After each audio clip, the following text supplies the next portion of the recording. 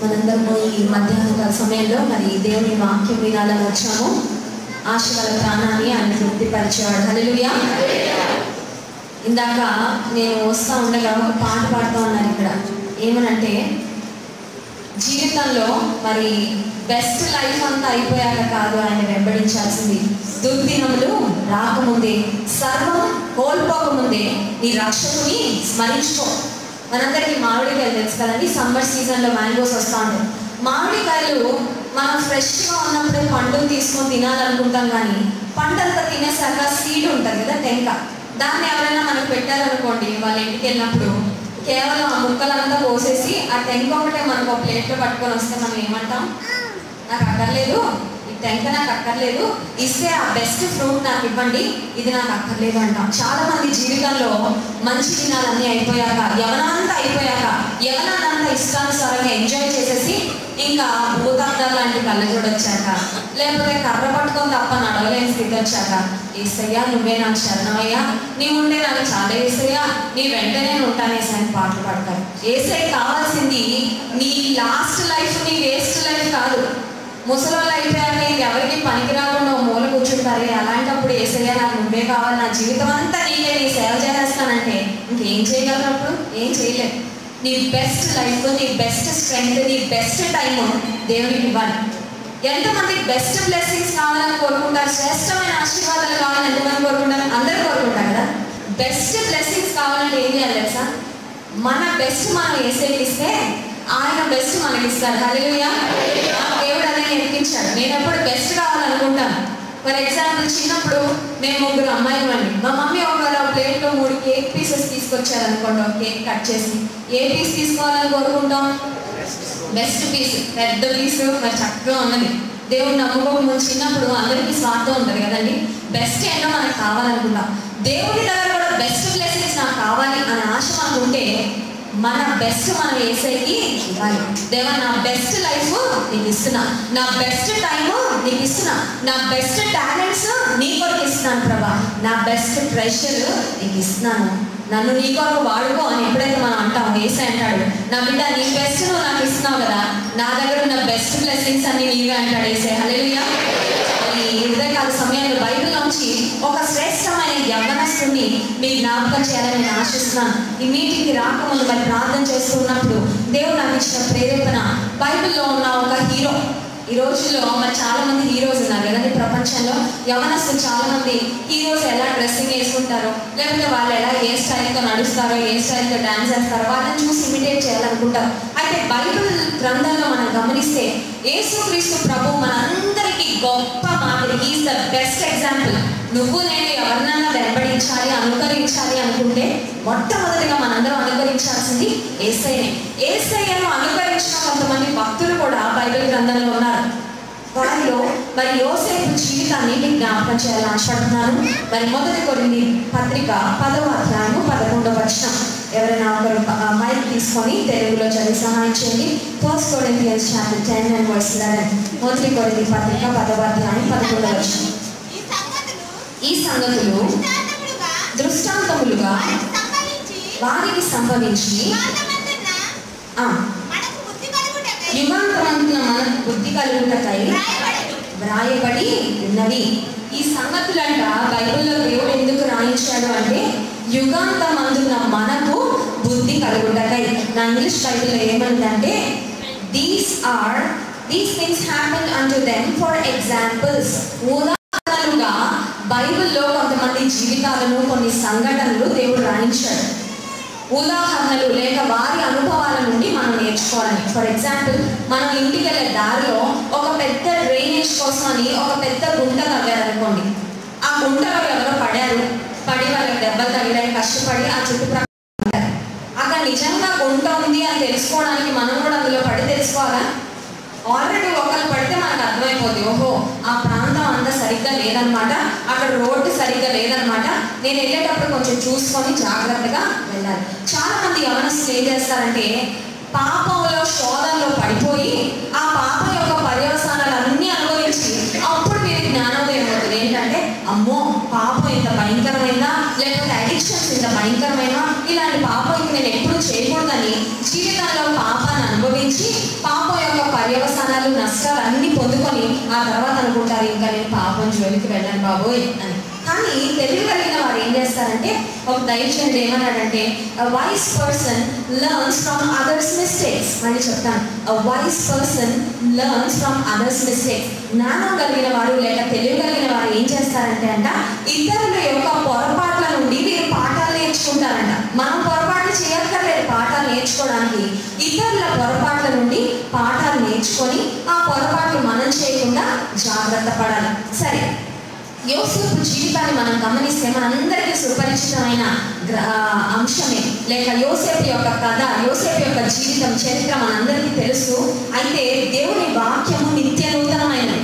ఎన్నిసార్లు మనం చదివినా ఏదో ఒక కొత్త విధానంలో దేవుడు మనతో మాట్లాడుతూనే ఉంటాడు. 23వ కీర్తన మనందరికి వచ్చు కదండి, చాలా మంది కంటదొచ్చు. అయినా అది ఒక్కొక్కసారి చదివితే నీవున్న పరిస్థితిని బట్టి, నీవున్న అనుభవాన్ని బట్టి దేవుడు ఒక నూతనమైన విధానంలో నీతో ఆయన వాక్యం ద్వారా మాట్లాడతారు. అందుకే బైబిల్ గ్రంథానికి ఒక పేరు ఏంటంటే జీవ గ్రంథము, బుక్ ఆఫ్ లైఫ్. ఇందులో జీవం ఉంది. ఎందుకంటే ఇది రాసిన వ్యక్తి లేక రాయించిన వ్యక్తి సజీవుడైన దేవుడు. ఆయన మనం ఎప్పుడు చదివినా మనం బైబిల్ గురించి ఉన్న ఒక ప్రత్యేకత ఏంటంటే అండి, మనం కొన్ని పుస్తకాలు చదువుతూ ఉంటాం. ఫర్ ఎగ్జాంపుల్, పిల్లలు టెక్స్ట్ బుక్స్ చదువుతుంటారు, లేకపోతే మనం కొన్ని బైబిల్ సంబంధించిన పుస్తకాలు ఏ రచయితలు అయితే రాస్తారో, మంచి రచయితలు రాసిన పుస్తకాలు మనం చదువుతూ ఉంటాం. అయితే మనం ఏ పుస్తకం మనం చదివేటప్పుడు ఆ పుస్తకం రాసిన రచయిత మన దగ్గర ఉంటారా? ఎక్కడో ఉంటారు. కొన్ని పుస్తకాలు రాసిన రచయితలు ఎప్పుడో చచ్చిపోయారు. సో పుస్తకం రాసిన రచయితలు మనం ఆ పుస్తకం చదివేటప్పుడు మనతో ఉండరు. కానీ బైబిల్ గ్రంథానికి ఉన్న ప్రత్యేకత ఏంటంటే, ఈ గ్రంథాన్ని రాయించిన రచయిత ఎవరైతే ఉన్నారో, దేవుడు ఎవరైతే ఉన్నారో, ఈ గ్రంథాన్ని చదువుతున్నప్పుడల్లా ఆయన అంటాడంట, నా బిడ్డను నా గ్రంథాన్ని చదువుతున్నావు కదా, I will be with you when you read my word. నువ్వు నా గ్రంథాన్ని చదివినప్పుడల్లా నేను నీతో పాటు ఉంటాను. హల్లెలూయా. పుస్తకాన్ని చదివినప్పుడు రచయిత మనతో ఉంటే ఆ గ్రంథం నిజంగా జీవ గ్రంథమై మనకు అవసరమైన చక్కని ఇన్స్ట్రక్షన్, గైడెన్స్, టీచింగ్, ఎంకరేజ్మెంట్ దేవుని వాక్యం ద్వారా మనం పొందుకోగలం.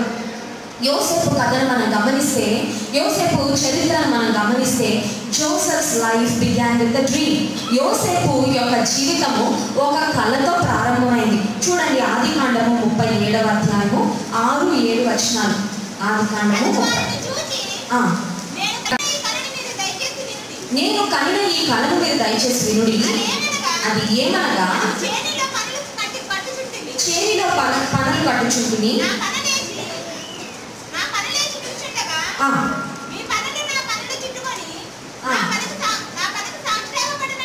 నా పనుకు సాష్టాంగపడనని చెప్పాను.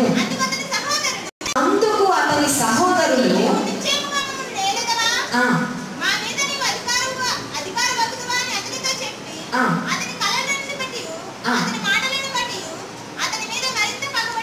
అతని మీద మరింత పగపట్టి 9వ వచనం.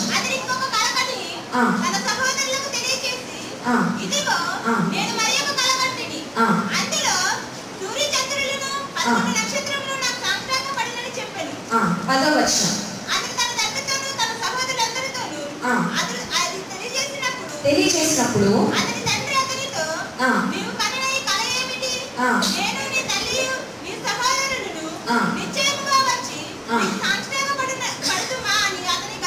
చాలమ్మా, యోసేపు ఒక కళ వచ్చిందంట, మంచి కళ, టాప్ కళ.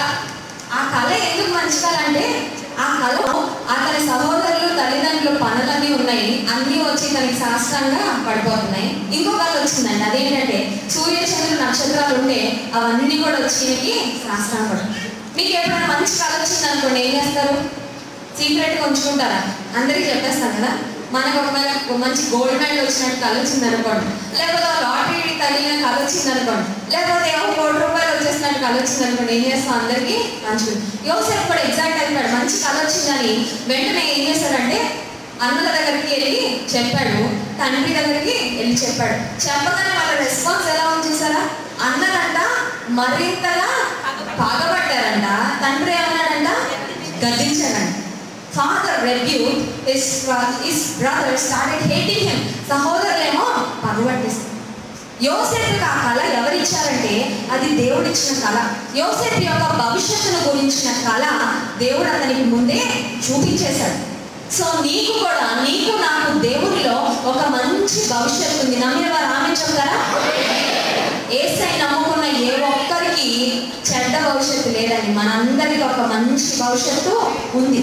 We have a hopeful end. నిరీక్షణతో కూడిన ముగింపు మనందరికీ ఉంది. ఎందుకంటే యేసయ్య మనకి తోడుగా.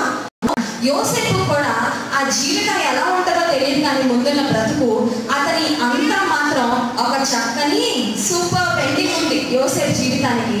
అది దేవుడు ఆయన కళలో చూపిస్తే వెళ్ళి తల్లిదండ్రులతో సహోదరులతో పంచుకోగానే వారు ద్వేషించారంట, గద్దించారంట. అయితే యోసేపు తన జీవితంలో కృంగిపోలేదు. అయ్యో నా కళ గురించి చెప్తే వీరందరూ ఏంటి నా అంటున్నారని యోసేపు ఏమి నిరుత్సాహపడలేదు. కానీ ఏం చేశారంటే యోసేపు ఆ కళని మాత్రం మనసులో గుర్తుపెట్టుకున్నాడు. ఎప్పటికైనా ఈ కళ నాకు దేవుడు ఇచ్చాడు కాబట్టి ఈ కళను ఖచ్చితంగా దేవుడు నెరవేరుస్తాడు. మనందరికీ తెలుసు యోసేపు యొక్క సహోదరులు యోసేపుని ద్వేషించడం ప్రారంభించారు. ఎందుకంటే తండ్రి ఎంతో గారాభంగా చూసుకునేవాడు, యోసేపుని ప్రత్యేకంగా ప్రేమించేవాడు. His father's favour was upon Joseph. తండ్రి యొక్క దయకు ఎక్కువగా యోసేపు పాత్రుడయ్యాడు. వారందరికంటే కొంచెం స్పెషల్గా ఉండేసరికి సహోదరులందరూ యోసేపుని ద్వేషించడం మొదలుపెట్టారు. మీరు కూడా మీ జీవితంలో ఎప్పుడైనా ఇటువంటి అనుభవాలు గుండా వెళ్ళారా? మీ చుట్టూ ఉన్న వారి కంటే మిమ్మల్ని దేవుడు కొంచెం ఎక్కువగా ఆశీర్వదిస్తూ ఉంటే చుట్టూ ఉన్న వారు ఏం చేస్తారు? అసూయ పడతారు. ఇస్సాకు జీవితంలో కూడా మనం చూస్తే ఇస్సాకంట అక్కడ పంట వేసినప్పుడు అతను నాటినప్పుడు చాలా గొప్పగా అభివృద్ధి పొందాడని చూస్తే ఆదికాండ గ్రంథము 29వ అధ్యాయంలో మనం ఆ మాటలు చూస్తాం. 26వ అధ్యాయము, ఆదికాండం 26వ అధ్యాయము 12వ వచనం నుండి కొన్ని మాటలు చదువుతారండి. ఇస్సాకు ఆ దేశమందు ఉన్నవాడై విత్తనము వేసి ఆ సంవత్సరము నూరంతల ఫలం పొందెను. యెహోవా అతనిని ఆశీర్వదించును కనుక ఆ మనుష్యుడు గొప్పవాడాయను. ఇంకా చదవండి. అతడు మిక్కిలి గొప్పవాడగు వరకు క్రమక్రమముగా అభివృద్ధి పొందుచు వచ్చును. అతనికి గొర్రెల ఆస్తియు దాసులు గొప్ప సమూహమును కలిగినందున ఫిలిష్తీయులు అతని యందు అసూయపడిరి. దేవుడు ఇస్సాకును గొప్పవాడిగా చేసి వదిలిపెట్టలేదంట. మిక్కిలి గొప్పవాడగు వరకు దేవుడు ఆశీర్వదించాడు. ఒక వ్యక్తితో దేవుడు ఉంటే ఆ వ్యక్తి యొక్క ఆశీర్వాదం కొంచెం ఆశీర్వాదం ఉండదండి. క్రమక్రమంగా వృద్ధి చేస్తాడు, ఆశీర్వదిస్తాడు. గొప్పగా దేవుడు ప్రతి వ్యక్తిని ఆశీర్వదిస్తాడు. అందుకే కీర్తన గ్రంథంలో ఒక మాట ఉంటుంది. ఏమనంటే పిల్లలనేమి పెద్దలనేమి తన యందు భయభక్తులు గలవారిని యెహోవా ఆశీర్వదించు. నిజంగా నీ జీవితంలో నువ్వు దేవుని పట్ల భయభక్తులు కలిగి బ్రతుకుతుంటే నీ ఆశీర్వాదాన్ని ఆపగలిగిన వారి ప్రపంచంలో ఎవరు లేరు. ఇస్సాకుని దేవుడు ఎంత ఆశీర్వదించాడంటే అతనికి ఉన్న ఆస్తి, అతనికి ఉన్న సంపద, అతనికి ఉన్న సేవకుల్ని చూసి అతని చుట్టూ ఉన్న శత్రువులైన ఫిలిష్తీయులు అతని యందు అసూయపడ్డారు. కొన్నిసార్లు మనల్ని కూడా చూసి ఎవరైనా ఇతరులు అసూయ పడతా ఉంటే వాళ్ళు బాధపడతా ఉంటారు. నా దగ్గరకు వచ్చి అమ్మా దేవుడు నన్ను చాలా ఆశీర్వదిస్తున్నాడు, చుట్టూ ఉన్నవారు నన్ను చూసి అసూయ పడుతున్నారు, ఎంతో చెడ్డగా నా గురించి మాట్లాడుతున్నారు, లేకపోతే నన్ను బాధ పెట్టాలని ప్రయత్నిస్తారంటే నేను ఒక మాట చెప్తాను. ఏమనంటే ఇతరులు నిన్ను చూసి అసూయ పడుతున్నారంటే నువ్వు దానికి బాధపడకూడదు, సంతోషించాలి. ఎందుకంటే ఇతరులు మనల్ని చూసి అసూయ పడి అంతగా దేవుడు మనల్ని ఆశీర్వదించాడు కాబట్టి మనం చూసి అసూయపడతారు. హల్లెలూయా. నేను ఎప్పుడు ప్రార్థన చేసుకుంటాను. ఏమనంటే ప్రభువా ఇతరులు నన్ను చూసి అయ్యో పాపం అనుకునేటట్టు నన్ను ఉంచను ప్రభా. ఇతరులు నన్ను చూసి అసూయపడినా పర్వాలేదు. ఎందుకంటే నీవు ఎవరికి తోడుగా ఉంటావో, నీ చేయి ఎవరికి తోడుగా ఉంటుందో వారిని చూసి ఇతరులు అసూయపడేంతగా నువ్వు ఆశీర్వదిస్తావు తప్ప ఇతరులు చూసి జాలిపడే స్థితిలో నన్ను ఉంచావు. హల్లెలూయా. నేను చేసుకోవాల్సిన ప్రార్థన అదే. దేవా నా కుటుంబాన్ని కానీ నా బిడ్డని కానీ చూసి ఎవరు అయ్యో పాపం ఇంత దిగుమాల స్థితిలో ఉన్నారా, ఇంత దీన స్థితిలో ఉన్నారా అని ఎవరు అనుకోకూడదు. ప్రభా నీ చేయి నాకు తోడుగా ఉంచు, నీవు నాతో ఉండు. ఇస్సాకుని ఎలా దీవించావో నన్ను కూడా ఆ విధంగా దీవించు. యోసేపు జీవితంలో ఆ ఆశీర్వాదం అనేది దేవుడు వాగ్దానం చేశాడు. ఒక కళ ద్వారా అతనికి చూపించాడు భవిష్యత్తుని. కానీ తనకు వచ్చిన కళ నెరవేరడానికి అంత సులువుగా లేదండి. మన జీవితంలో కూడా మనం గుర్తించాల్సింది ఒకటి, దేవుడు ఒక చక్కని గమ్యాన్ని మన కొరకు నిర్దేశించాడు, ఆశీర్వాదాన్ని వాగ్దానం చేశాడు. అయితే దేవుడు ఇచ్చిన ఆశీర్వాదాలు స్వతంత్రించుకోవాలంటే అంత ఈజీగా రావు. మనందరికి తెలుసు కదా, ఒలింపిక్స్ లో మెడల్ సాధించింది ఎవరు? సింధు ఒలింపిక్స్ లో మెడల్ సాధించగానే ఓ చిన్న సిల్వర్ మెడల్ వచ్చిందేమో కానీ మన దేశంలో మాత్రం ఆమెకి చాలా గొప్ప గొప్ప అవార్డులు, రివార్డులు, ఒకరు 50,000 అంటే, ఒకరు ₹1,00,00,000 అంటే, ఒకరు BMW కార్ అంటే పోటీలు పడి అందరూ ఆవిడకి గిఫ్ట్లు ఇచ్చేసారు. కారణం ఏంటంటే దేశం యొక్క పేరు ప్రఖ్యాతలు పెంచేసింది. దేశాన్ని ఒక చక్కని విధానంలో ఆమె రిప్రజెంట్ చేసి ఇండియా యొక్క పేరుని మార్పులోగేటట్టు చేసిందని సింధు చాలా అవార్డ్స్ ఇచ్చేసారు. మనం విషయం గమనించాలి, సింధు సిల్వర్ మెడల్ సంపాదించడానికి అంత ఈజీగా ఆమెకు ఆ మెడల్ రాలేదు. She had to go through a lot of discipline training. ఆమె ఎంత చిన్న వయసు నుంచి మరి ఆడడం ప్రారంభించిందో మనకి తెలీదు. ఎన్ని దినాలు, ఎన్ని నెలలు, ఎన్ని సంవత్సరాలు ప్రయాసపడి ట్రైనింగ్ తీసుకున్నా మనకి తెలీదు. కానీ చివరికి మాత్రం ఆమె పడిన కష్టం అంతటికి ఒక ప్రతిఫలము వచ్చింది. నీ జీవితంలో కూడా విశ్వాస జీవితం ఒక పూల పాన్పులా ఉంటుందని దేవుడు ఎప్పుడు ప్రామిస్ చేయలేదు. ఆధ్యాత్మిక జీవితంలో నా బిడ్డ నీ కష్టాలే రావు అని దేవుడు ఎప్పుడు చెప్పడు. దేవుడు ఏమంటాడంటే నీకు ఏమొచ్చినా నేను నీకు తోడుగా ఉంటాను, ఒక హోప్ఫుల్ ఎండ్ నీకు ఇస్తాను, హల్లెలూయా, ఒక నిరీక్షణతో కూడిన భవిష్యత్తు నీకు ఇస్తాను అని దేవుడు వాగ్దానం చేస్తున్నాడు. అందుకే ఇర్మియా గ్రంథం 29వ అధ్యాయం 11వ వచనంలో ఒక శ్రేష్టమైన మాట ఉంది. మీకు ఎప్పుడైనా నిరాశ అనిపిస్తే మీ జీవితంలో ఈ వాగ్దానాన్ని ఒకసారి జ్ఞాపకం చేసుకోండి, మీకు చాలా ధైర్యం ఇస్తాయి ఈ మాటలు. ఇర్మియా గ్రంథం 29వ అధ్యాయం 11వ వచనం. ఉద్దేశించిన సంగతులను నేను ఎరుగుదును, రాబో కాలమందు మీకు నిరీక్షణ కలుగునట్లుగా అవి సమాధానకరమైన ఉద్దేశములే కానీ హానికరమైనవి కావు. ఇదే యెహోవా వాక్కు. ఈ మాట ఇంగ్లీష్ బైబిల్లో ఇంకా అద్భుతంగా ఉంది. ఏమని ఉంటుందంటే, for I know the plans I have for you declares the Lord. మీ గురించి నేను ఉద్దేశించిన సంగతులు నేను ఎరుగుదును అని తెలుగు బైబిల్లో ఉంది. కానీ ఇంగ్లీష్ బైబిల్ ఏమనుందంటే, మీ కొరకు నాకు కొన్ని ప్లాన్స్ ఉన్నాయి. ప్లానింగ్ తెలుసు కదా మనకి, మనందరం ప్లానింగ్ చేసుకుంటాం. సెలవులు రాగానే ఏ ఊరికి వెళ్ళాలి, ఎక్కడ ఎన్ని రోజులు ఉండాలి, ప్లానింగ్. చేతిలో ఒక ₹1,000 2,000 రాగానే ప్లానింగ్ చేసుకుంటాం. ఏ షాప్కి వెళ్ళాలి, ఏ చీర కొనుక్కోవాలి, ఏ జీన్స్ ప్యాంట్ కొనుక్కోవాలి, ఏ టీషర్ట్ కొనుక్కోవాలి. We plan a lot of things. కానీ దేవుడు చెప్తున్న మాట ఏంటంటే, మీ గురించి కూడా నేను ఒక ప్లాన్ కలిగి ఉన్నాను. నేను ఉద్దేశించిన సంగతులు ఎలాంటివి అంటే సమాధానకరమైనవే కానీ హానికరమైనవి కావు. నీ జీవితం నువ్వు యేసే చేతిలో పెడితే నిన్ను నాశనం అయ్యే తలంపులానికి లేవు. సమాధానకరమైన తలంపులు నీ పట్ల నా పట్ల ఆయన కలిగి ఉన్నాడు. ఇంకో మాట ఏమనుందంటే, He will give you a hope and a future. నిరీక్షణతో అలాగే మంచి భవిష్యత్తును నీకు ఇవ్వాలనే తలంపులంట దేవుడు కలిగి ఉన్నాడు. హల్లెలూయా. నువ్వు నిరాశపడాల్సిన అవసరం లేదు. యోసేపు జీవితంలో కళ అయితే చాలా గొప్పగా ఉంది, కానీ ఆ కళ వచ్చిన కొన్ని రోజులకి ఏమైపోయిందంటే, to make long story short, అదంతా చదవడానికి ఇప్పుడు సమయం లేదు, కానీ మీరు ఇంటికి వెళ్ళాక ధ్యానించవచ్చు. యోసేపుని సహోదరులు ద్వేషించి ఒక గుంటలో పడేస్తారు. కళ ఏమో అందరికంటే పైన ఉన్నట్టు వచ్చింది. కళ అందరికంటే టాప్గా ఉన్నట్టు, అందరి పనులు ఆయన సాగిరి పడుతున్నట్టు, నమస్కారం చేసేస్తున్నట్టు.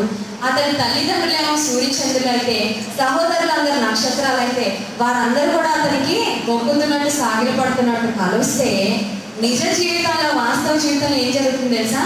సహోదరులు అందరూ తీసుకెళ్ళి గుంటలో, ఆ గుంటలో కూర్చున్నాక యోసేపుకి నిజానికి తలంపు వచ్చింది. ఏమనంటే, కళ అందరికంటే నేను టాప్గా ఉన్నానని కళ వచ్చింది. ఇప్పుడు మా సహోదరులందరన్నా కనీసం భూమి మీద ఉన్నారు, నేను వాళ్ళకంటే కింద అగాధంలో పడిపోయినాను. ఇంక ఈ గుంటలోనే నేను చచ్చిపోతానేమో. నా భవిష్యత్తు ఏంటి దేవా? పెద్ద కళ అయితే చూపించావు, కానీ నా బ్రతుకు మాత్రం ఉల్టాగా, నేను ఆశపడుతుంది ఒకటి, ఇక్కడ జరుగుతున్నది మరొకటి. కొన్నిసార్లు ఈ జీవితంలో కూడా అలా ఉండొచ్చు. దేవుడు చేసిన వాగ్దానం చాలా గొప్పగా ఉంటుంది. ఆ వాగ్దానం యొక్క నెరవేర్పు నువ్వు చూడక మునుపు నీ జీవితంలో అన్ని ఉల్టా నువ్వు ఆశిస్తున్నది ఒకటి, కోరుకుంటున్నది ఒకటి, ప్రార్థన చేస్తున్నది ఒకటి, కానీ నెరవేర్పు మాత్రం వస్తున్నట్లుగా కనపడదు. ఆ తర్వాత మనం గమనిస్తే అక్కడ ఉన్న వర్తకులకి సహోదరులు ఈయనని అమ్మేస్తారు. ఆ తర్వాత ఐగుప్తు దేశానికి ఒక బానిసవాడిగా ఇతను యోసేపు అప్పగించబడ్డాడు. యోసేపుని ఒక బానిసగా సహోదరులు అమ్మివేస్తారు. యోసేపు అనుకొని ఉంటాడు, పొయ్యి మీద నుండి తీసి పెనం మీద నుండి తీసి పొయ్యిలో పడినట్టు అంటారు కదా, తెలుగులో ఒక సామెత ఉంటుంది. యోసేపు అనుకొని ఉంటాడు, అదేంటి గుంటలో నుండి కొంచెం పైకి తీస్తున్నారు అనుకుంటే మళ్ళీ నన్ను తీసుకెళ్ళి ఒక బానిసగా నన్ను అప్పగించేశారు. శ్రమ తర్వాత శ్రమ నా జీవితంలో ఒకటి వస్తాను. నీ జీవితంలో కూడా కొన్నిసార్లు before you see the fulfilment of God's promise, దేవుడు నీకు ఇచ్చిన వాగ్దానం యొక్క నెరవేర్పు చూడక మునుపు ఒక కష్టం తర్వాత ఇంకో కష్టం అన్నట్లుగా, ఒక ఇబ్బంది తర్వాత ఇంకొక ఇబ్బంది అన్నట్లుగా ఏదో ఒకటి వస్తానే ఉండొచ్చు. కానీ గుర్తుపెట్టుకో ప్రియమైన దేవుని బిడ్డ, నువ్వు నేను నిరాశపడాల్సిన అవసరము లేదు. ఎందుకంటే యేసు ఇస్తున్న వాగ్దానం, నేను మీ పట్ల సమాధానకరమైన ఉద్దేశములు కలిగి ఉన్నాను, అవి హానికరమైనవి కాదు. ఈ ఐగుప్తు దేశానికి అమ్మివేయబడ్డాడు. అక్కడ మనం గమనిస్తే పొతీఫరు అనే ఒక వ్యక్తి దగ్గర ఇతను ఒక పనివానిగా ఉంటాడు. పొతీఫర్ ఇంట్లో అన్ని పనులు చేస్తూ ఉంటాడు. అక్కడ ఒక మాట ఉంది చూడండి, శ్రేష్టమైన మాట. ఆదికాండం 39వ అధ్యాయం 2వ వచనం. యెహోవా యోసేపుకు తోడై ఉండెను కనుక అతడు వర్ధిల్లుచు తన యజమానులకు ఐగుప్తిని ఇంట యెహోవా యోసేపుకు తోడై ఉండెను గనుక అతను ఏమయ్యాడట? వర్ధిల్లాడు. కృంగిపోలేదు, కృషించిపోలేదు అని అనుకోవచ్చు. ఇంగ్లీష్ ఏమందంటే God was with Joseph and he was prosperous. Happy and prosperous new year అని విష్ చేస్తాను కదా. ప్రాస్పరస్ అంటే ఏంటి? వృద్ధి పొందడం. రానున్న సంవత్సరం మీకు ఒక చక్కని వృద్ధినిచ్చే సంవత్సరంగా ఉండాలని గ్రీటింగ్ కార్డ్స్లో కూడా మనం చూస్తూ ఉండేవాళ్ళం. ఈ రోజుల్లో గ్రీటింగ్ కార్డ్స్ ఏం లేదండి, అన్ని ఎస్ఎంఎస్లే. Wish you happy and prosperous new year అని పంపిస్తాం. God was with Joseph and he was prosperous. దేవుడు యోసేపుకు తోడున్నాడంటే ఎక్కడ తోడుగా ఉన్నాడు? ఐగుప్తులో ఒక బానిసగా ఉన్నప్పుడు దేవుడు యోసేపుకు తోడుగా ఉన్నాడు. మనందరం గుర్తుపెట్టుకోవాల్సిన ఒక ప్రాముఖ్యమైన విషయం ఏంటంటే, శ్రమలో నువ్వు ఉన్నప్పుడు నువ్వు ఒంటరివి కాదు, దేవుడు నీకు తోడుగా ఉంటాడు. హల్లెలూయా. యోసేపుకు దేవుడు తోడుగా ఉన్నాడు కాబట్టి ఒక బానిసగా ఉన్నా అక్కడ కూడా యోసేపు ఏమయ్యాడంట? వర్ధిల్లాడు. నువ్వు ఎక్కడ ఉన్నావు అనే విషయం కాదు. నువ్వు ఒక చిన్న స్కూల్లో చిన్న టీచర్గా ఉద్యోగం చేసుకోవచ్చు, లేకపోతే ఒక చిన్న కంపెనీలో ఒక ఉద్యోగం చేస్తూ ఉండొచ్చు, లేకపోతే దేవుడు నీకు ఏ స్థానంలో ఏ ఉద్యోగంలో ఎక్కడ పెట్టినప్పటికీ దేవుడు నీకు తోడుగా ఉంటే నువ్వు ఎక్కడ ఉన్నావో అక్కడ వృద్ధి పొందుతావు. దేవుడు నీకు ఆశీర్వాదాన్ని ఇస్తాడు. Let me tell you the definition of true prosperity. నిజంగా వృద్ధి పొందడానికి ఒక చక్కని డెఫినిషన్ నేను ఇవ్వాలనుకుంటున్నాను. నిజంగా వృద్ధి పొందడం అంటే ఏంటి? చాలా మంది అనుకుంటారు నిజంగా వృద్ధి పొందడం అంటే ఒక మంచి BMW కారు కొనుక్కోవడం, లేకపోతే ఓ 3 అంతస్తుల భవనం కట్టుకోవడం, లేకపోతే ఓ 10,000 రూపాయలు పట్టు చీర వేసుకోవడం, లేకపోతే ఒక కాస్ట్లీ వాహనమో, లేకపోతే ఇల్లు, లేకపోతే ఆస్తిపాస్తులో బ్యాంక్ బ్యాలెన్స్ కలిగి ఉండడం నిజంగా వృద్ధి పొందడం అంటే, నిజంగా ఆశీర్వదించబడడం అంటే అని అనుకుంటారు. అయితే యోసేపు జీవితం నుండి మనం నేర్చుకోవాల్సింది ఏంటంటే, యోసేపు వృద్ధి పొందాడంట, ఆశీర్వదించబడ్డాడంట. ఎక్కడ ఆశీర్వదించబడ్డాడంటే ఐగుప్తు దేశంలో ఒక బానిసగా. నిజంగా యోసేపు ఆశీర్వదించబడ్డాడు లేక వృద్ధి పొందాడు అని దేవుడు ఎందుకు రాయించాడు అంటే, నిజమైన ఆశీర్వాదము లేక నిజమైన వృద్ధి అంటే ఏంటంటే, మొదటి అంశము true prosperity is to know that God is with you. దేవుడు నీతో ఉంటే, నీతో ఉండడమే నిజంగా నీవు వృద్ధి పొందడానికి కారణం. హల్లెలూయా. ఏం లేకపోవచ్చు, మీ పక్కింటోళ్ళకి అన్నీ ఉండొచ్చు, నీకేం లేకపోవచ్చు, కానీ యేసే నీకు తోడుగా ఉంటే వారికన్నా నిజమైన ఆశీర్వాదము నీ సొంతమే.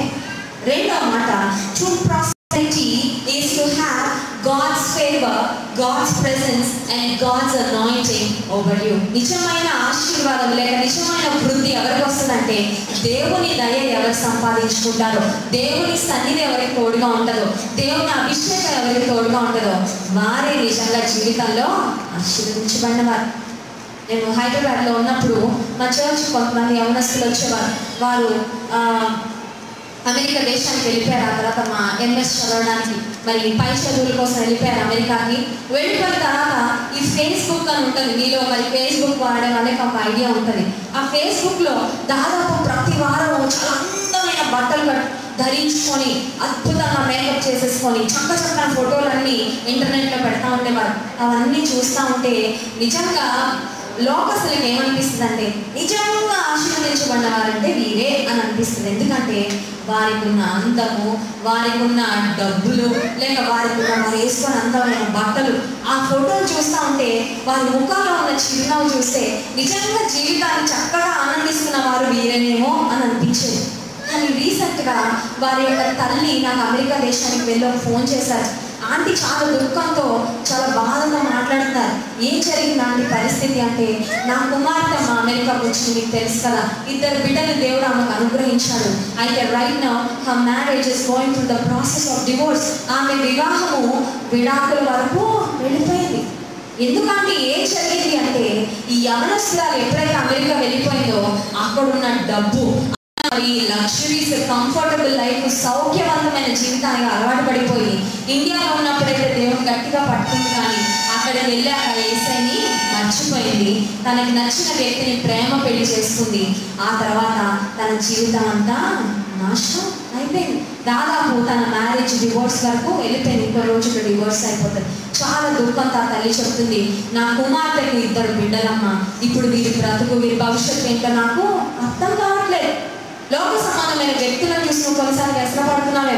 యేసయ్యని నమ్ముకొని యేసయ్యని వెంబడిస్తుంటే నాకేమో కొంచెం వస్తున్నాయి ఆశీర్వాదాలు. వారికి కావాల్సినంత డబ్బు ఉంది, కావాల్సినంత సుఖం ఉంది, కావాల్సినంత పేరు ప్రఖ్యాతులు ఉన్నాయని గుర్తుపెట్టుకోమ్మా.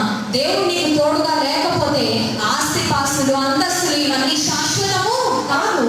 అవన్నీ జీవితంలో నీకు ఒకనాడు దుఃఖాన్ని తీసుకొస్తాయి తప్ప నీ జీవితంలో నీకు సంతోషాన్ని మిగల్చో. భ్రమపడదు, ఈ లోకాన్ని చూసి భ్రమపడదు. నీ జీవితంలో అపవాది ఇతరులను చూసి శోధిస్తూ ఉంటారు. వారే నీకంటే ఆనందంగా ఉన్నారు, ఇంత కన్నీటితో నువ్వు ప్రార్థన చేస్తావు, నీ పక్కింటి ఆమె ఎంత ఆనందంగా ఉంది, నువ్వే చాలా కష్టాల్లో ఉన్నావు. యేసయ్యని విడిచిపెట్టేసే. అపవాది చెప్పే అబద్ధాలను వినడానికి వీల్లేదు. నీ కన్నీటి ప్రార్థనకు ఖచ్చితంగా యేసయ్య ఒక దినం జవాబు ఇస్తాడు. సో నిజమైన వృద్ధి లేక నిజమైన ఆశీర్వాదం అంటే ఏంటి అంటే, is to have God with you, దేవుని నీతో కలిగి ఉండడం. రెండవది దేవుని దయకు పాత్రమైన జీవితాన్ని జీవించడము. మూడో విషయం ఏంటంటే, దేవుడు నీ కొరకు ఒక చక్కని భవిష్యత్తును కలిగి ఉన్నాడు అనే విషయాన్ని మర్చిపోదు.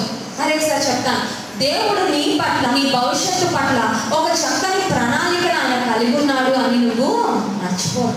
మన లైఫ్ కొరకు మనం ప్లాన్ చేసుకుంటూ ఉంటాం కదండి. నాకు దేవుడు ప్రేమించిన కుమార్తెలు ఇచ్చారు, మరి వారి భవిష్యత్తు కోసం కూడా మేము ఆలోచన చేస్తూ ఉంటాం. నెక్స్ట్ వీళ్ళు స్కూల్లో జాయిన్, వీరి ఫ్యూచర్ ఎలా ఉంటుందని నేను అప్పుడప్పుడు నాకు కన్సర్న్ అనిపించినప్పుడల్లా నా కుమార్తెల భవిష్యత్తు కోసం కూడా ఇప్పటి నుంచి ప్రార్థన చేస్తూ ఉంటాను. వీరికి మంచి భవిష్యత్తును ఇచ్చే ప్రభా. మనము మన కొరకు, మన పిల్లల కొరకు ప్లానింగ్ చేసుకుంటాము. అయితే దేవుడు కూడా ఒక చక్కని ప్లాన్ నీ పట్ల కలిగి ఉన్నాడని నువ్వు ఎప్పుడు మర్చిపోదు.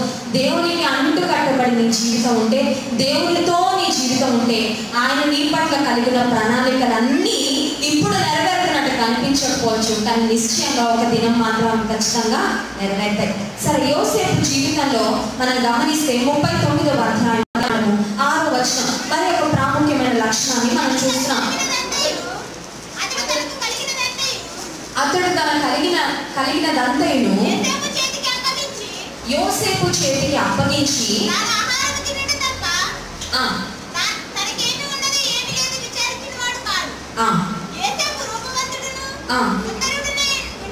సుందరుడునై ఉండేది. చాలండి, ఇది ఎవరు యోసేపుకి బాధ్యతలు, పనులన్నీ అప్పగించేశారంటే, యోసేపు ఎవరి ఇంట్లో అయితే పని చేస్తున్నాడో, ఆ బానిసగా ఉన్నాడో, ఆ పొతీఫర్ అంట యోసేపుని ఎంతగా నమ్మాడంటే ప్రతి పనిని యోసేపుకి అప్పగించాడు. యోసేపులో ఉన్న ఇంకొక ప్రాముఖ్యమైన లక్షణం ఏంటి అంటే, he was a faithful person. అతనిలో నమ్మకత్వము ఉంది. కొంచెంలో నమ్మకంగా ఉంటే అనేకమైన బాధ్యతలు దేవుడు నీకు అప్పగిస్తాడు. కొంతమందికి దేవుడు 1000 రూపాయలు ఇస్తున్నాడు అనుకోండి శాలరీ, ఆ 1000 రూపాయలు 100 రూపాయలు కూడా కానిగా వేయలేరు, దశం భాగం తీయరు. ప్రార్థన చేసుకుంటారు, ఆయన నాకు 10,000 జీతం వస్తే ఎంత బాగుండు ప్రభా. దేవుడు నీకు 10,000 ఇవ్వడు, కొంచెంలో నువ్వు నమ్మకం నీకు ఇంకా అధికమైన ఆశీర్వాదాలు ఆయన ఇవ్వడు. నీకు దేవుడు ఏది ఇచ్చాడో దానిలో నువ్వు నమ్మకంగా ఉండు. నేను ఇండియాలో మరి సాఫ్ట్వేర్ ఇంజనీర్గా ఉద్యోగం చేస్తుండేదాన్ని. హైదరాబాద్లో టాటా కన్సల్టెన్సీ సర్వీసెస్ TCS అనే కంపెనీలో జాబ్ చేసేదాన్ని. జాబ్ చేస్తూ ఉన్నప్పుడు మరి కొన్ని వేల రూపాయలు నాకు శాలరీ వచ్చేది. వేల రూపాయల నుంచి దశంభాగం వేలే ఇస్తాం కదండి.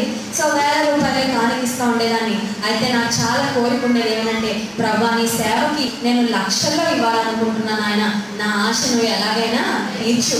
ఒకసారి మరి కానుకపేట దగ్గరికి వెళ్తున్నప్పుడు అప్పటికి ఇంకా నేను స్టూడెంట్గానే ఉన్నాను. ప్రతి ఆదివారం మా తల్లిదండ్రులు ఒక 100 రూపాయలు నోట్ ఇచ్చేవారు ఆఫరింగ్ వేయడానికి ప్రతి సండే. సో ఆ 100 రూపీ నోట్ వేస్తా ఒక దినం చాలా దుఃఖం వచ్చి ఏడ్చుకుంటా వెళ్ళి కానికేశాను. ప్రభా ఈ 100 కాదు నాయన, నేను నీకు వేలలో ఇవ్వాలి, నాకు నువ్వు సహాయం చేయగానే మరి బీటెక్ చదివాను, నేను ఇంజనీరింగ్ చదివాను. ఇంజనీరింగ్ కంప్లీట్ అవ్వక ముందే దేవుడు నాకు ఒక మంచి కంపెనీలో జాబ్ ఇచ్చాడు. హల్లెలూయా. ఎందుకంటే నేనేం ఆశపడ్డా తెలుసా, ఒక సాఫ్ట్వేర్ ఇంజనీర్ అవగానే ఫ్యాషనబుల్గా రెడీ అయిపోయి తిరిగేస్తాను ఆయన, లేకపోతే బాగా రెడీ అయిపోయి, లేకపోతే బాగా బ్యాంక్ బ్యాలెన్స్ పే చేసుకుంటాను, ఒక ఇల్లు కొనేసుకుంటాను, ఇలాంటి ప్లానింగ్ చేసుకోవాలి. నేను ఏమడిగానంటే, నీకు ఇచ్చే వ్యక్తిగా నేను ఉండాలనుకుంటున్నా ప్రభా, నన్ను నువ్వు ఆశీర్వదించు. ఫస్ట్ కంపెనీ మా కాలేజ్కి వచ్చిన సెలక్షన్కి మరి అందులో దాదాపు 35 మంది సెలెక్ట్ అయ్యారు. కొన్ని వందల మంది స్టూడెంట్స్లో ఫస్ట్ కంపెనీ వచ్చి 35 మందిని సెలెక్ట్ చేసే వారిలో ఒకదానిగా దేవుడు నన్ను ఉంచాడు. దేవుని మాత్రమే చెప్తున్నాను, నన్ను గనపరచువాడిని నేను గనపరుస్తాను. నాకున్న కొంచెంలో నేను దేవుడిని గనపరిచేదాన్ని. దేవుడు చిన్నగా అంచెలంచెలుగా హెచ్చించాడు. ఆ తర్వాత వేలలో దేవుడికి ఇచ్చేదాన్ని. అడిగాను ప్రభా, లక్షలలో నీ పరిచర్య నేను ఇవ్వాలనుకుంటున్నా. ఎంతో మంది దైవజనులు ఎంతో ప్రయాసాన్ని సేవ చేస్తున్నారు ప్రభా, నా సహకారాన్ని నేను అందించాను, నా గుప్పి నేను విప్పాలి, నన్ను ఆశీర్వదించనగానే ఒకరోజు మా మేనేజర్ నన్ను పిలిచాడు. ఎందుకు పిలిచారా అనుకుంటే, బ్లెస్సీ నువ్వు చాలా చక్కగా జాబ్ చేస్తున్నావు, నీ జాబ్లో నీ రెస్పాన్సిబిలిటీస్ అన్ని చాలా చక్కగా చేస్తున్నావు, సమర్థవంతంగా నిన్ను మేము అమెరికా పంపించాలనుకున్నాం అనగా నేను అడిగాను, ఇంకా నాకు 2 years అవ్వలేదు కదండి కంపెనీలోకి వచ్చి, 2 years కూడా నాకు ఇంకా కంప్లీట్ అవ్వలేదు. ప్లస్ నాకన్నా పైన ఉన్న నా మేనేజర్ కంటే కింద ఇంకొక అధికారి ఉంటాడు నా పైన, ఆయనకు ఆల్రెడీ వీసా ఉంది కదండి, మరి నన్ను ఎందుకు పంపించాలనుకుంటున్నారంటే, లేదు లేదు మిమ్మల్ని ఖచ్చితంగా పంపించాలనుకుంటున్నాం అనగానే నేను చెప్పాను, సరే అండి నేను తప్పకుండా వెళ్తాను. అప్పుడు దేవుడు నాకు ఒకటి జ్ఞాపకం చేశారు. ఏమనంటే, నా బిడ్డ ఒక దినం మందిరంలో ప్రార్థన చేసుకున్నావు కదా, నాకు ఎక్కువ ఇవ్వాలనుకుంటున్నాను నేను అడిగావు కదా, అందుకే నీకు ఉద్యోగ అవకాశాన్ని ఇస్తున్నాను, అమెరికా వెళ్ళి నీ హృదయంలో ఏ కోరిక అయితే ఉందో నాకు ఇవ్వాలని ఆ హృదయం వాంఛ నువ్వు నెరవేర్చు. అమెరికా దేశం వెళ్ళాక దేవుడు నా మహిమాత్రమే చెప్తున్నాను, ఆయన పరిచర్యకు లక్ష్యం ఇవ్వడానికి దేవుడు నాకు తన కృపను ఉపయోగించారు. దేవుడు నమ్మదగిన దేవుడు, ఆయన నమ్మదగిన దేవుడే కానీ నీవు నేను కూడా నమ్మకత్వాన్ని కలిగి ఉండాలి. చాలా మంది ఆశీర్వాదాలు వచ్చేదాకా గట్టిగా పట్టుకుంటారు దేవుడిని, ఆశీర్వాదాలు అన్నీ రాగానే దేవా నువ్వెవరో నేనెవరో అన్నట్టుగా వాళ్ళ దారిలో వాళ్ళు. నీ ఆశీర్వాదాలు నిలిచి ఉండాలంటే, నీ ఆశీర్వాదాలు పర్మనెంట్గా నిలిచి ఉండాలంటే, నీ ఆశీర్వాదాలు రాకముందు నీకు ఎంత భక్తి ఉందో అంతకంటే నీకు ఎక్కువ భక్తి ఆశీర్వాదం వచ్చాక ఉండాలమే. దేవుడు అటువంటి బిడ్డల కోసం చూస్తాను. అమ్మ నీ వ్యాధి పోయేదాకా దేవుని సన్నిధికి వచ్చేసావు, ప్రతి ఉపవాస కూడికి వచ్చేసావు, ప్రతి ప్రార్థనకి వెళ్ళిపోయావు, నీ వ్యాధి అంతా నయమైపోయాక కనబడుతున్నావా దేవుని సన్నిధిగా? కనపడరు. సీరియల్ పెట్టుకొని చూస్తూ ఉంటారు, ఆ సీరియల్ తీసి. ఎందుకంటే నొప్పులు లేవు కదా, నొప్పులు బాధలు వేదనలు ఉంటే దేవుని మందిరానికి వస్తారు. నొప్పులన్నీ వెళ్ళిపోయాక, బలహీనతలన్నీ వెళ్ళిపోయాక ఇంకా సమయం అంతా వారి ఇష్టానుసారంగా ఉంటాడు. యోసేపు అంట నమ్మకంగా ఉన్నాడంట. పొతీఫరు బాధ్యతలన్నీ యోసేపుకి అప్పచెప్పేశాడు. నీవు కూడా దేవుని పట్ల నమ్మకంగా ఉండాలి. నీవు ఉద్యోగ స్థలంలో నువ్వు ఎక్కడైతే వర్క్ ప్లేస్లో ఉంటున్నావో వారి దృష్టిలో కూడా నువ్వు నమ్మకత్వాన్ని, ఒక మంచి పేరు నువ్వు తెచ్చుకోవాలి. Joseph was faithful. నమ్మకంగా యోసేపు పనిచేస్తూ ఉన్నాడు. ఆ సమయంలో యోసేపు ఒక శోధన వచ్చింది. చూడండి, ఆదికాండం 39వ అధ్యాయం 9వ వచనం. అటు తర్వాత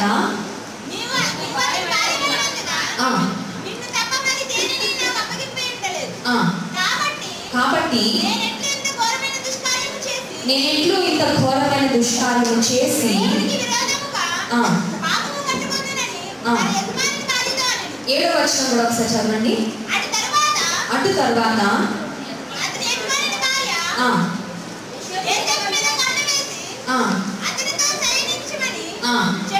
చాలండి.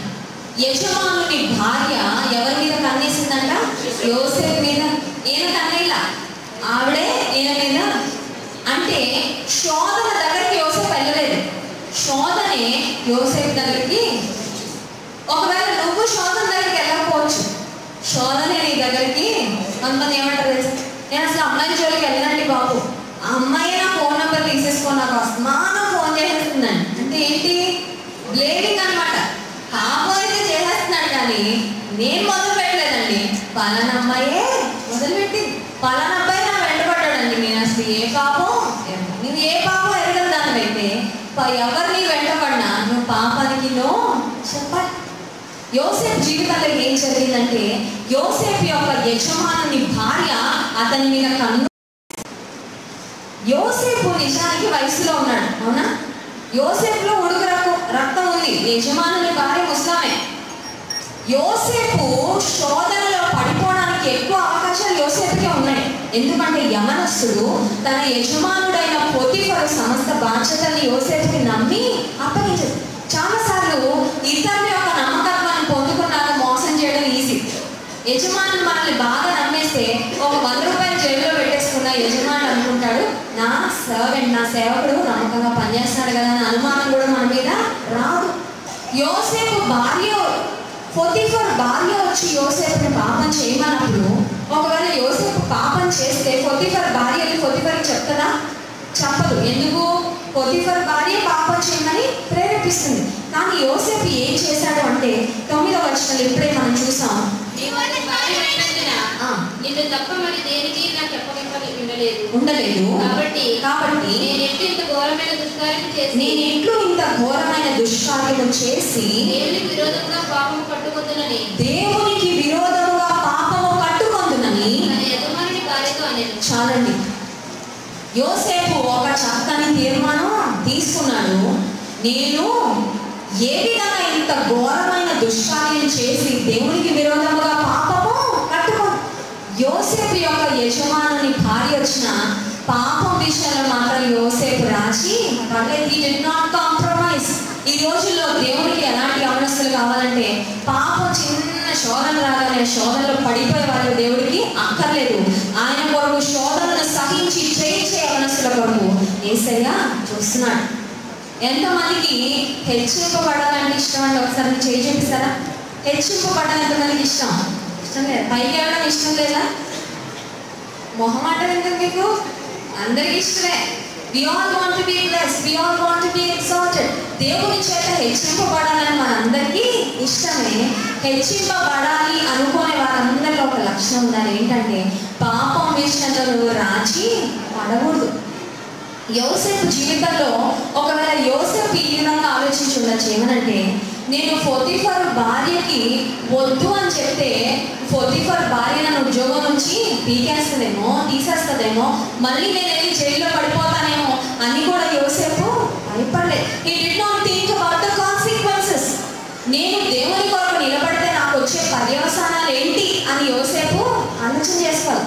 చాలాసార్లు పాపం చేసే వ్యక్తులు పాపం గురించి పర్యవసానాలు ఆలోచించారు. యవనస్తులు మనం చూస్తూ ఉంటాం కదా, బైకుల మీద రేస్ చేసేసి యాక్సిలరేటర్ వెళ్ళిపోయి ఒక డివైడర్నో ఓ చెట్టులో గుద్దేసుకొని గుండు కరెక్ట్గా 2 పీసెస్ అయిపోద్ది, గుండు పగిలిపోయి చచ్చిపోతూ ఉంటారు చాలా మంది. వాళ్ళకి రేస్ చేస్తున్నప్పుడు ఆ కాన్సిక్వెన్సెస్ ఏంటో గుర్తురావు. They forget what is ahead of them. వాళ్ళ ముందు ఏముందో లెక్క చేయరు. తాగుడు తాగే వ్యక్తి ఎవరైనా నా శరీరంలో అవయవాలు పాడైపోతాయి అని ఆలోచిస్తే తాగుతారండి? తాగరు. మీరేంటంటే ఆలోచించేది అప్పటికప్పుడు టెంపరీగా వచ్చే ప్లెజరు, అప్పటికప్పుడు వచ్చే సుఖం, అప్పటికప్పుడు వచ్చే సాటిస్ఫాక్షన్, అప్పటికప్పుడు వచ్చే తాత్కాలికమైన ఆనందం కోసం పాపం చేసేయాలని యోసేపు ఆపోజిట్. పాపం చేయకపోతే యోసేపు ఒక కష్టకాలం ముందు ఉంది, అయినా దాన్ని యోసేపు లెక్క చేయదు. ఏం పర్వాలేదు, దేవునికి విరోధంగా నేను ఎట్లు పాపము చేస్తాను. నిజానికి మనం ఆలోచిస్తే యోసేపుగా అతని తల్లిదండ్రులు ఉన్నారండి? యోసేపుని చెక్ చేయడానికి తల్లిదండ్రులు కానీ అన్నదమ్ములు కానీ ఎవరైనా ఉన్నారా? యోసేపు పాపం చేస్తున్నాడా లేదా అని చూడడానికి కూడా ఎవరు లేరు. He had all the freedom to live life his way. అతని జీవితాన్ని అతని ఇష్టానుసారంగా బ్రతకడానికి పరిపూర్ణమైన స్వాతంత్రం ఉంది. అమెరికా దేశానికి మరి మా మేనేజర్ ఇందాక చెప్పాను కదా, నన్ను పిలిచి నేను అమెరికా పంపిస్తాను అని అనగానే వెళ్తాను అని చెప్పొచ్చేసాను కానీ ఇంటికి మనసులో ఇంత టెన్షన్. మా నాన్నగారు అసలు నన్ను పంపిస్తారా? పక్క వీధికే పంపించారు మా డాడీ నన్ను ఒక్కదాన్ని. పక్క ఊరికి ఎప్పుడు పంపిరు, షాపింగ్ కూడా ఒక్కదాన్ని ఎప్పుడు పంపిరు. పక్క ఇంకో పొరుగు దేశానికంటే ఫ్లైట్ జర్నీ నేను ఒక్కదాన్ని వెళ్ళాలి, మా డాడీ అసలు నన్ను పంపిస్తారా? మా తండ్రి చాలా చాలా స్ట్రిక్ట్గా మమ్మల్ని పెంచారు. మరి దేవుని వాక్యాలు దేవుని సేవలో ఉన్నారు మా తల్లిదండ్రులు. గతించిన అనేక సంవత్సరాల నుంచి చాలా స్ట్రిక్ట్గా మమ్మల్ని పెంచేవారు. కనీసం మరి మా ఇంట్లో టీవీ కూడా లేదు, అంత స్ట్రిక్ట్గా మమ్మల్ని మా తండ్రి గారు పెంచారు. అసలు అమెరికా పంపిస్తారా లేదా? ఆ సమయంలో నేను ప్రార్థన చేసుకోవడం మొదలుపెట్టాను. ఏమనంటే, ప్రభువా నీ చిత్తం అయితే నన్ను అమెరికా తీసుకెళ్ళు. అమెరికా నాకేం పెద్ద గొప్ప కాదు నాయన, నువ్వు నన్ను దీవించాలనుకుంటే నేను ఇండియాలో ఉన్నా దీవిస్తావు, నేను అమెరికానే వెళ్ళి దీవించబడాల్సిన అవసరము లేదు. ఇందాక మనం చూసాం కదా, యెహోవా యోసేపుకు తోడై ఉన్నాడు కనుక అతను వర్ధిల్లడు. నీ జీవితంలో దేవుడు నీకు తోడుగా ఉంటే నువ్వు ఒక కెనడా దేశానికి వెళ్ళకుండా కాకినాడలో ఉన్నా నీకు దేవుడు ఆశీర్వదిస్తాడు. హల్లెలూయా. ఆశీర్వాదం కోసం చాలా మంది ఎక్కడెక్కడో తిరుగుతూ ఉంటారు. దేవుడు నీతో ఉంటే నువ్వు ఎక్కడున్నావో అక్కడే నేను ఆయన ఆశీర్వదిస్తాను. ఆ సమయంలో నేను అదే ప్రార్థన చేశాను. ఒకవేళ అమెరికా వెళ్ళి ఆ డబ్బు, ఆ స్నేహితులు, లేకపోతే ఆ దేశం, ఆ పద్ధతులు అన్నీ చూసి నీకు నేను దూరం అయిపోతానంటే ప్రభా అమెరికా నన్ను తీసుకెళ్ళద్దు, నన్ను ఇక్కడే ప్రార్థన చేశాను యథార్థంగా.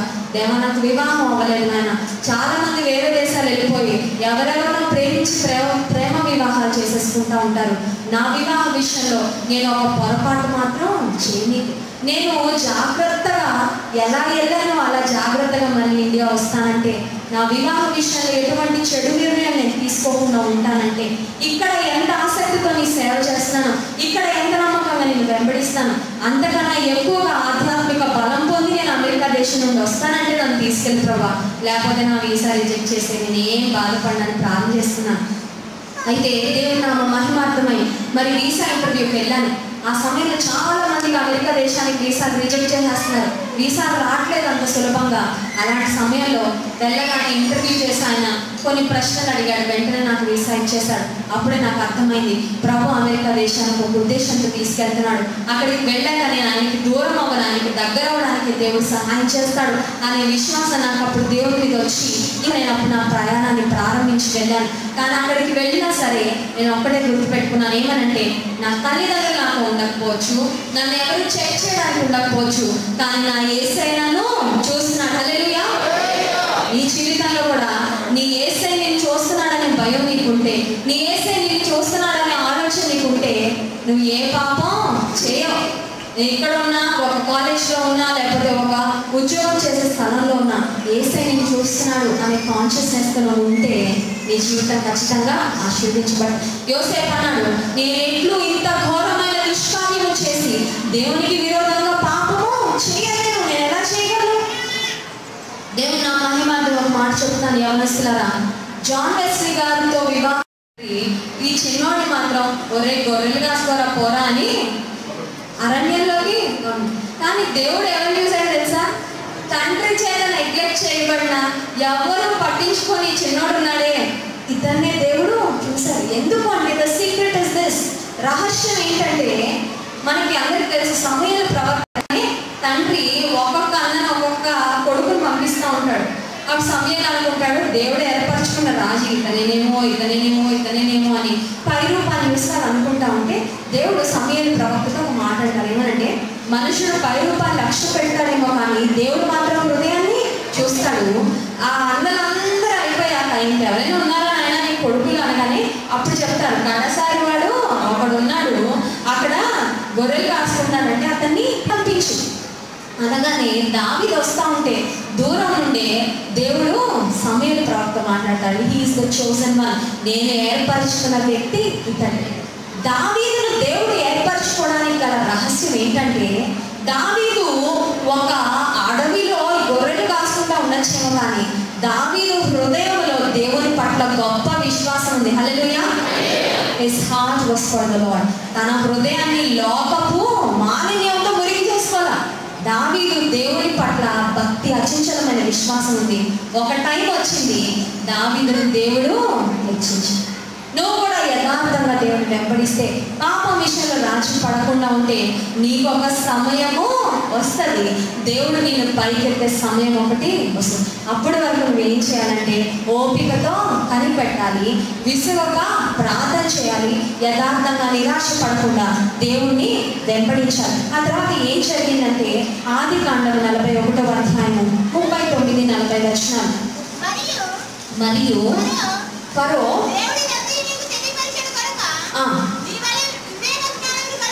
నీ వలె వివేక జ్ఞానములు కలవారు ఎవరున్నారు? నీవు నా ఇంటికి అధికారమై ఉండవలను,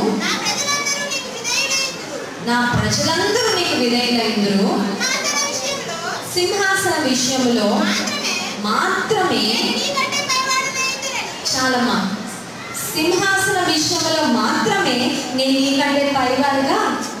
ఇక్కడ ఏం జరిగిందంటే ఐగుప్తు దేశానికి హెడ్ లీడర్ ఎవరంటే రాజు అయిన ఫరో. ఈ ఫరోకి కళ వస్తుంది, ఆ కళ యొక్క భావం ఎవరు చెప్పలేకపోతారు. ఆ సమయంలో యోసేపు వచ్చి, యోసేపు యాక్చువల్గా ఇప్పుడు జైల్లో ఉంటాడు. ఎందుకంటే పొతిఫర్ భార్యతో పాపం చేయను అన్నందుకు పొతిఫర్ భార్య యోసేపు మీద నింద వేసి యోసేపు నన్ను పాపం చేయడానికి ప్రేరేపించాడని చెప్పి యోసేపుని జైల్లో వేయించేస్తాడు. జైల్లో ఉన్న తర్వాత మరి ఫరో రాజు ఎవరంటే పొతిఫర్ కంటే పైన ఉన్నాయి. ఫరో రాజుకి కళ వస్తే ఆ కళ భావాన్ని చక్కగా యోసేపు చెప్పినందుకు ఇప్పుడు ఈ ఫరో రాజు ఏమంటున్నాడంటే, నువ్వు నా ఇంటి మీద అధికారిగా ఉంటావు, నా ప్రజలందరూ నీకు విధేయులు ఉంటారు, సింహాసన విషయంలో ఒక్కడు తప్ప మిగతా అన్నిటి విషయాలు నువ్వు నేను సమానమే, నిన్ను అంతగా నేను దీన్ని ఏమంటానంటే నేను డబుల్ ట్రిపుల్ ప్రమోషన్. మామూలు ప్రమోషన్ ఓ జైల్లో నుంచి ఏకంగా ఎక్కడెక్కేశాడు సింహాసనం. దాన్ని ఇంగ్లీష్లో చెప్పాలంటే from the pit to the palace. ఒక గుంటలో నుండి యోసేపు జీవితాన్ని ఎక్కడికి హెచ్చించేశాడు? అంతఃపురానికి దేవుడు తీసుకెళ్ళాడు. హల్లెలూయా. నీ జీవితంలో నిన్ను హెచ్చించగలిగిన వాడు, నిన్ను ఆశీర్వదించగలిగిన వాడు దేవుడే. ప్రజలను మెప్పించడానికి, ప్రజల దృష్టిలో మంచి పేరు తెచ్చుకోవడానికి పాపం చేయదు. యోసేపు పొతిఫర్ భార్యకు విధేయుడుగా ఉంటే నాకు ఈ స్థానం ఇలాగే ఉండిపోద్ది, పొతిఫర్ ఇంట్లో చక్కగా ఒక మంచి హెడ్గా నన్ను ఉన్నాను, ఇక్కడ పనివారంతా నేను చూసుకుంటున్నానులే, ఈ స్థితి నేను కాపాడుకోవడానికి పాపం చేస్తాను అని ఉండిపోయి ఉంటే యోసేపు స్థానం ఆ పొతిఫర్ ఇంటికి పరిమితం అయిపోయేది. ఎందుకంటే పైకి వెళ్ళే అవకాశం ఉండేది కాదు.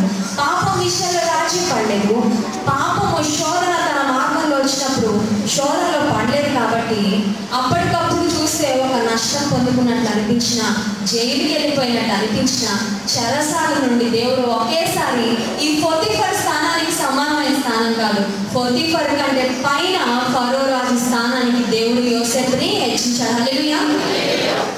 గమనించండి, అంతకు ముందు యోసేపు స్థితి, శోధన రాకముందు యోసేపు స్థితి ఏంటంటే పొతిఫర్ కన్నా కింద ఉన్నాడు. కానీ శోధనను సహించి జయించిన తర్వాత పొతిఫర్ కంటే పైకి వెళ్ళిపోయాడు. ఐగుప్తు దేశం అంతటికి ఒక ప్రైమ్ మినిస్టర్ స్థానానికి యోసేపు. After the test there is a promotion. శోధన పరీక్ష వచ్చాక ఒక ప్రమోషన్ దేవుడు ఇస్తాడు. ఈ లోక సంబంధంగా మనం పరీక్షలు రాస్తే మనకి ప్రమోషన్ ఉంటుంది కదండి. మన ఎల్కేజీ ప్రమోషన్ రావాలంటే యూకేజీ పరీక్ష రాయాలి. 10th పాస్ అవ్వకపోతే ఇంటర్ ప్రమోషన్ ఉంటుందా? ఉంటుంది. ఎన్నిసార్లైనా 10th కూర్చోబెట్టి రాయిపిస్తారు. పాస్ అయ్యేదాకా ప్రమోషన్ ఉండదు.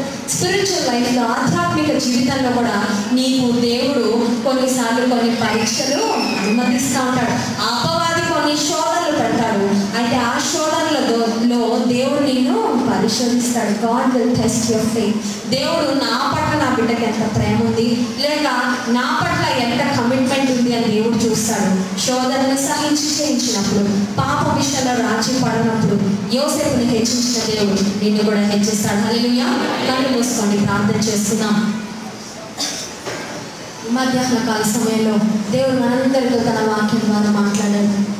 నీ జీవితంలో నీకు హెచ్చు కలగాలంటే, ఆశీర్వాదం రావాలంటే ఆయన ఎందుకు భయభక్తులు కలిగి ఉండాలి.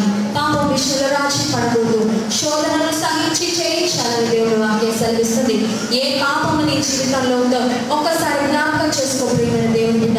ఒక తీర్మానం తీర్మానం తీసుకో దేవుని సన్నిధిలో. ప్రభా పలానా విషయంలో నేను పాపానికి పాపం చేస్తున్నాను ప్రభా, పలానా శోధనలో నేను పడిపోతున్నానయ్యా, పలానా విషయంలో లోక పోకడలో నేను వెళ్తున్నాను ప్రభా, లోకాన్ని నేను ప్రేమిస్తూ నీకు ప్రథమ స్థానాన్ని నేను ఇవ్వలేకపోతున్నానయ్యా. అంటే యోసేపు జీవితం నుండి నాతో మాట్లాడాలి. నీ కొరకే నేను బ్రతుకుతాను ప్రభా, నీ కొరకే నేను జీవిస్తానయ్యా, పాపానికి నో చెప్తాను ప్రభా. దేవుని సన్నిధిలో ఒక తీర్మానం తీసుకో. ఎవరి బిడ్డ ప్రియమైన సహోదరి, దేవునితో మాట్లాడుతున్నాడు. నీ జీవితాన్ని ఉన్నట్లుగా యథాతథా అన్నట్లుగా వాక్యం విని వెళ్ళిపోతే ఏ విధమైన ప్రయోజనం లేదు. దేవుని వాక్యం విన్న నీకు ఒక తీర్మానం తీసుకో. యోసేపు వలె శ్రమ వచ్చినా, నింద వచ్చినా, అవమానం వచ్చినా నీ కొరకు జీవిస్తాను ప్రభా. ఒక తీర్మానం తీసుకోమ్మా. నిశ్చయంగా నేను ఆయన హెచ్చిస్తాడు.